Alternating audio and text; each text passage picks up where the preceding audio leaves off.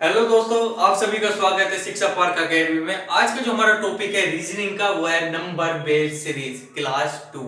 इससे पहली क्लास में हमने पढ़ा था alphabets, alphanumeric series and reverse pairs कैसे निकालते हैं, उसकी एक शानदार ट्रिक। आई होप आपने वो वीडियो जरूर देखी होगी। चलिए शुरू करते हैं। नंबर बेस्ड सीरीज में कुछ हमारे इस प्रकार के क्वेश्चन आते हैं जिसमें हमारे से पूछ लिया जाता है कि कोई संख्या है, उसका पहले और तीसरे अंक को अगर आपस में बदल दिया जाए तो उच्चतम संख्या क्या होगी या न्यूनतम संख्या क्या हो सकती है। ये क्लरिकल एग्जाम, बैंकिंग के क्लरिकल एग्जाम में, जैसे कि आपका आरआरबी है, आईबीपीएस क्लर्क है, ये मोस्टली क्वेश्चन पूछ लिए जाते हैं। 2 से 5 नंबर ये क्वेश्चन आ ही जाते हैं, आपको देखने के लिए जरूर मिलेंगे। चलिए शुरू करते हैं। यदि प्रत्येक संख्या में पहले और तीसरे अंक की स्थिति को आपस में बदला जाए तो उनमें से कौन सी दूसरी उच्चतम संख्या होगी। उच्चतम संख्या यानी कि बड़ी संख्या क्या होगी। पहले और तीसरे अंक को आपस में अगर हम इसे चेंज कर देंगे, यानी कि जहां पर थर्ड संख्या है, यानी कि तीसरी संख्या जहां पर है वहां पर हम पहली संख्या को रख देंगे, और जहां पर पहली संख्या वहां पर हम तीसरी संख्या को रख देंगे। ऐसे बदलने पर जो हमें प्राप्त होगा उसमें दूसरी उच्चतम संख्या कौन सी है वो हमें यहाँ पर ज्ञात करनी है। चलिए देखते हैं। जैसे कि यहाँ पर दे रखा है 2, 5, 6। पहली और तीसरी संख्या को आपस में बदल लेते हैं पहले, तो ये हमारा क्या बन जाएगा, 6, 5, 2 बन जाएगा। ये हमारा बन जाएगा 2, 1, 4। ये बनेगा हमारा 5, 2, 3, और ये बनेगा 8, 7, 6, 7, 8, 5, 7, 8, 5, और ये बनेगा हमारा 8, 4, 7। यानी कि इस कंडीशन में हमने जो वो क्वेश्चन में दे रखा ना, पहली और तीसरी संख्या को चेंज करने के लिए वो हमने यहां तक प्रोसेस कर दिया है। अब हमें देखना है दूसरी उच्चतम संख्या। देखिए पहली उच्चतम संख्या 6, 2, 5, 8, 7, 8, 8, 4, 7, यानी कि इन दोनों में ही हमें पता चल रहा है कि ये दोनों उच्चतम संख्याएं हैं। 8, 4, 7 से बड़ी संख्या है 8, 7, 6, यानी कि फर्स्ट उच्चतम संख्या जो है हमें 8, 7, 6 मिली, और सेकंड उच्चतम संख्या हमें 8, 4, 7 मिली, यानी कि यही क्या होगा, हमारा आंसर हो जाएगा। तो ये हमें किससे मिली है, ये हमें 7, 4, 8 से मिली है, तो हमारा आंसर होगा 7, 4, 8 इज द राइट आंसर। तो इसमें एक कंडीशन में हमारा जो आंसर होगा वो 7, 4, 8 हो जाएगा। ऐसे ही एक और सवाल देखते हैं। यदि प्रत्येक संख्या में तीनों अंकों को आरोही क्रम, असेंडिंग ऑर्डर यानी कि छोटे से बढ़ते हुए क्रम की ओर, जैसे 1, 2, 3, 4, 5, छोटे से बड़े क्रम की ओर बढ़ते हुए में व्यवस्थित किया जाए तो उनमें से कौन सी उच्चतम होगी। यानी कि यहाँ पे एक चीज हम उच्चतम संख्या हम यहाँ पे लिख लेते हैं, उच्चतम संख्या होगी। कौन सी उच्चतम संख्या होगी। आरोही क्रम में क्या बदलना है, प्रत्येक संख्या में तीनों अंकों को। देखो संख्या हमारी कंप्लीट है, जैसे कि यहाँ पर लिखा हुआ है 2, 5, 6, ये एक संख्या है, पर अगर अंक की बात करी जाए तो 2 एक अंक है, 5 एक अंक है और 6 एक अंक है। तो उसने हमें कह रखा है कि अंकों को ही आरोही क्रम में बदलना है। तो अंकों को चलो हम आरोही क्रम में बदलते हैं, यानी कि छोटे से बड़े क्रम की ओर इसे लिखते हैं। छोटा क्या है 2, फिर जो इससे बड़ा 5, और फिर इससे बड़ा 6। यहाँ पर 1, फिर 2, फिर 4। यहाँ पर क्या आएगा, यहाँ पर आएगा 2, 3 और फिर 5 आ जाएगा। यहाँ पर बनेगा हमारा 6, 7, 8, और यहाँ बन जाएगा हमारा 5, 7, 8, यहाँ बनेगा 4, 7, 8। इतना हमने जो है यहाँ पर काम कर लिया है। जो उसने दे रखा था कि तीन अंकों को आरोही क्रम में व्यवस्थित करो, वो हमने यहाँ पर आरोही क्रम में व्यवस्थित, यानी कि ये क्या हो चुका है, व्यवस्थित हो चुका है। ये हमारी व्यवस्थित सीरीज आ चुकी है। अब कह रहा है कि तो उनमें से कौन सी उच्चतम संख्या होगी, इनमें से उच्चतम संख्या कौन सी है। इनमें से उच्चतम संख्या कौन सी दिखाई दे रही है आपको? 2, 1, 2, 6, 5, 4। उच्चतम संख्या जो हमें प्राप्त हुई है वो ये है, और सेम ये है। तो हमारा आंसर क्या होगा? जिस संख्या से हमें व्यवस्थित, या जो भी हम व्यवस्थित कर रहे हैं प्रोसेस में, वो ही संख्या यानी कि जो हमें क्वेश्चन में दे रखी है वो उसका आंसर होगा।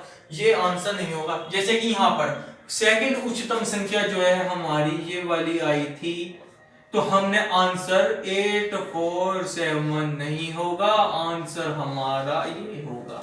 ये बात क्लियर है? 6, 7, 8, क्योंकि यहां पर तो सेम था, इसलिए हम जो है इसका आंसर हो जाएगा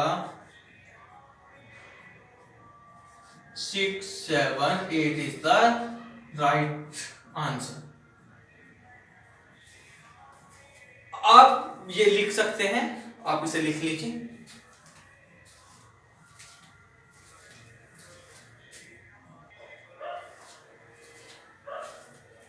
आइए देखते हैं इसमें वर्ड सीरीज जो है, वर्ड बेस्ड सीरीज किस प्रकार आ जाती है। वर्ड बेस्ड सीरीज भी उसी प्रकार आती है कि आपस में अगर बदल दिया जाए तो क्या सीरीज बनेगी।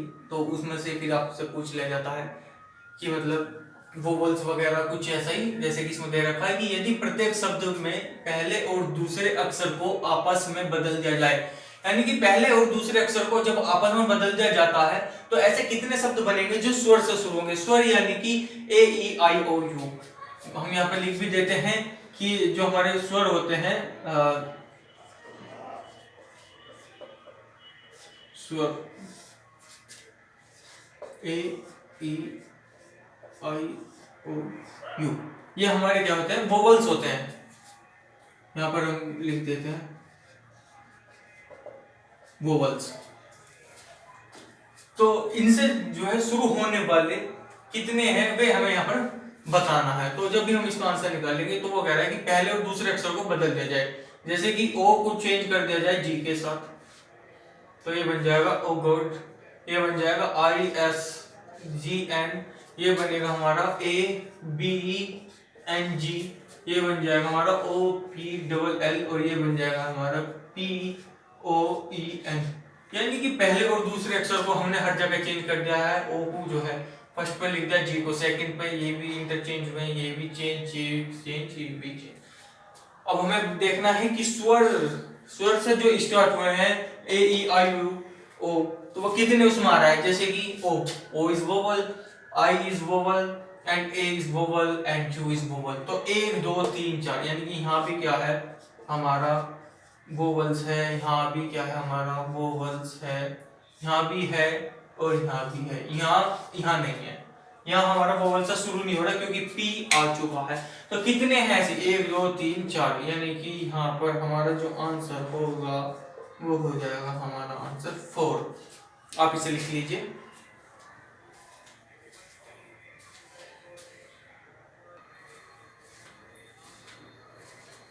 ऐसे क्वेश्चन अक्सर, यानी कि लगभग भी नहीं कह सकते, हर पेपर में कह सकते हैं कि पूछ लिए जाते हैं। और इन क्वेश्चनों में कंफ्यूजन क्रिएट हो जाती है बहुत जल्दी, क्योंकि वहां पर हमें समय नहीं होता, थोड़ा सा प्रेशराइज भी होते हैं और ऐसे में हम गलत आंसर लगा कर आ जाते हैं। तो ये क्वेश्चन मोस्ट इंपोर्टेंट है, इसे ध्यान से करना और ध्यान से सीखना कि इन क्वेश्चनों को हम कैसे करते हैं।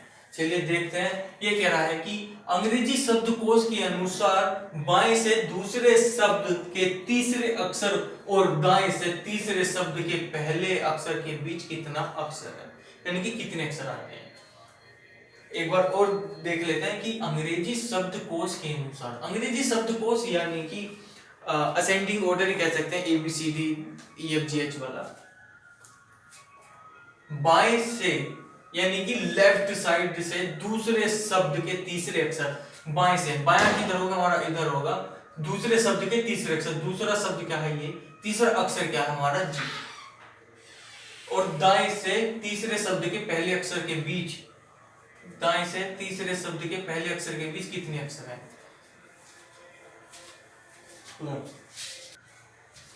जी। तो दाएं दाएं से तीसरे शब्द के पहले अक्षर, दाएं से, जब हम दाएं से यानी कि हम राइट से आएंगे तो तीसरे शब्द का पहला अक्षर, तीसरे शब्द का पहला अक्षर क्या है हमारा? डी। इतना क्लियर है? एक बार और देख लेते हैं कि बाएं से दूसरे शब्द, बाएं से दूसरा शब्द का तीसरा अक्षर, तीसरा अक्षर क्या है हमारा? जी है। और दाएं से तीसरे शब्द का पहला, तीसरे शब्द का पहला अक्षर हमारा बी है। के बीच कितने अक्षर हैं? देखो, अगर हम अल्फाबेट्स की अगर हम बात करें A B C D E F G H, तो इसमें हमें ये नहीं देखना कि बी और जी के बीच में कितने हैं। यहाँ पर एक अक्षर, ये नहीं है कि यहाँ पर एक ही दिखाई दे रहा है तो एक आंसर होगा, नहीं। आंसर हमारा क्या होगा? जैसे कि हमारा बी है तो बी के बाद क्या आता है? सी डी ई एफ और फिर आता है जी। वो ये पूछ रहा है, उसने यहाँ पर शुरू में ही लिख कर दे दिया है कि अंग्रेजी शब्दकोश के अनुसार।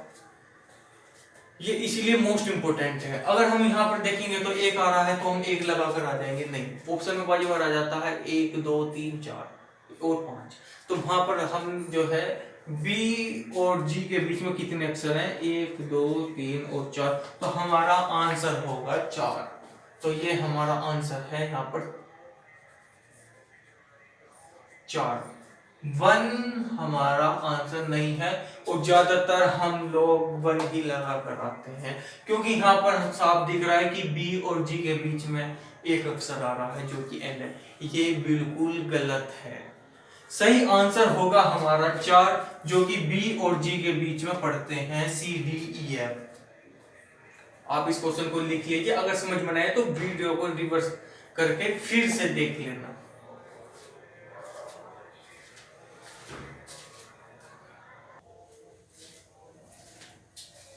अब हम इसमें देखते हैं पेयर काउंटिंग की। पेयर काउंटिंग हम कैसे करते हैं? पेयर काउंटिंग करने के लिए हम, जैसे हमें ये संख्या दे रखी है 5947 में अंकों को ऐसे कितने जोड़े हैं, यानी इन अंकों के ऐसे कितने जोड़े हैं जिनके बीच उतने ही अंक हैं जितने 0 से 9 के बीच में आते हैं, यानी कि 0 से 9 के बीच में जितने अंक आते हैं क्या उतने ही अंक इनके ऐसे कितने जोड़े बनेंगे। जैसे कि अब देखो ये संख्या है, यहाँ पर हम इसका अगर हम सॉल्यूशन करते हैं तो सॉल्यूशन में क्या बैठेगा? जैसे हमें दे रखा है इन्होंने 5 9 5 9 4 7 6 9 8, ये देखा, ये 5 9 4 7 6 9 8, ये हमें संख्या दे रखी है। तो हमें यहाँ पर क्या पेयर बनाने, यानी कि इनके जोड़े बनाने हैं और उसे काउंट करना है। तो देखते हैं कैसे बनाते हैं। जैसे 5 है, 5 के बाद क्या आता है? 6 7 8 9 10 11, 5 का पेयर नहीं मिला। अब 9 का देखते हैं, 10 11 12 13 14, यानी कि जिस भी संख्या को हम, जिसके भी हम पेयर बना रहे हैं उससे अगली संख्या, जैसे 5 का पेयर बनाया तो 6 7 8 9 10, उधर से भी आएंगे, उधर से हम बना रहे हैं 8 का तो 9 10 11 12 13, ऐसे हमें यहाँ पर चेक करना है। 5 का नहीं मिला, 9 का, 10 11 नहीं दिख रहा, ठीक है। 4 के बाद 5 6, यानी कि 5 6 एक पेयर बना। जब हम इधर से चल रहे हैं यानी कि लेफ्ट से राइट की तरफ चल रहे हैं तो हम ऊपर की तरफ कर लेंगे, और जब हम राइट से लेफ्ट की तरफ चलेंगे तो हमें नीचे की तरफ, जिससे कि हमें पता रहे और आसानी हो जाए कि हम पेयर कर रहे हैं तो हम वहां ठीक आंसर करना है, ठीक है। इसलिए हमें यहाँ पर बहुत ध्यान रखना। तो 4 बाद 5 6 7 8, यानी कि एक और पेयर। कितने पेयर मिले? 2 मिल गए। 4 के इधर देख लेते हैं 4 का कोई पेयर है क्या? 4 5 6 9 का नहीं है। अब देखते हैं 7 का। 7 के बाद क्या आता है? 7 8 9, 7 का एक पेयर मिला। 8 9 10 नहीं मिला। 7 के इधर देखते हैं 8 9, 7 8 9, एक पेयर इधर मिल गया है। 6 का देखते हैं 6 7 8, 6 7 8। अब इनके कंप्लीट पेयर बनाने से पहले हम अपने ऑप्शन भी चेक कर लें, क्योंकि हमारे पास वहां ज्यादा समय नहीं रहता है। ऑप्शन में अगर वहां दे रखा है कि 2 1 4 मोर देन 4 एंड नॉट, क्या यहाँ पर मोर देन 4 हो चुके हैं? 1 2 3 4 1 5, यानी कि यहाँ पर 5 पेयर बन चुके हैं, तो हम डायरेक्टली आंसर लगा देंगे मोर देन 4। पर फिर भी हम समझने के लिए एक बार देख लेते हैं कि यहाँ पर कितने पेयर्स बन रहे हैं। तो 7 का बन गया था हमारा, 6 का बन गया था 6 7 8, 6 का हमने यहाँ पर लगा दिया 8, 6 का डायरेक्टली 7 से भी बन रहा है, एक पेयर ही आ गया। 7 8 9, 6 का 7 8 9, एक पेयर जो है यहाँ पर भी आ जाता है। और अगर हम 9 की बात करें, 9 के बाद 8 नहीं आएगा, 9 के बाद 10 11 12 13 14, ये भी नहीं बनेगा। 8 के बाद डायरेक्ट 9 आ गया, यहाँ इसका एक पेयर बन चुका है, इसके बाद इसका कोई पेयर नहीं बनेगा। 6 का हमने यहाँ पर चेक कर लिया, 7 का भी चेक कर लिया, 4 5 6, ये भी नहीं बनेगा। तो हमारे ये कंप्लीट पेयर बन चुके कितने, अब हम देखते हैं 1 2 3, 1 2 3 और 1 4, यानी कि 4 पेयर तो हमारे ये बने। ठीक है, ठीक है ना। 1 2 3 और 1 4 पेयर हमारे बने, 4 5 6 7 और 1 8, यानी कि जो हमारे टोटल पेयर बने हैं वे कितने हैं हमारे 8। सपोज करो यहाँ पर मोर देन 4 नहीं दे रखा होता, यहाँ पर ऑप्शन में दे देता कि यहाँ पर 8 ऑप्शन में दे दिया होता तो हमारा 8 आंसर हो जाता।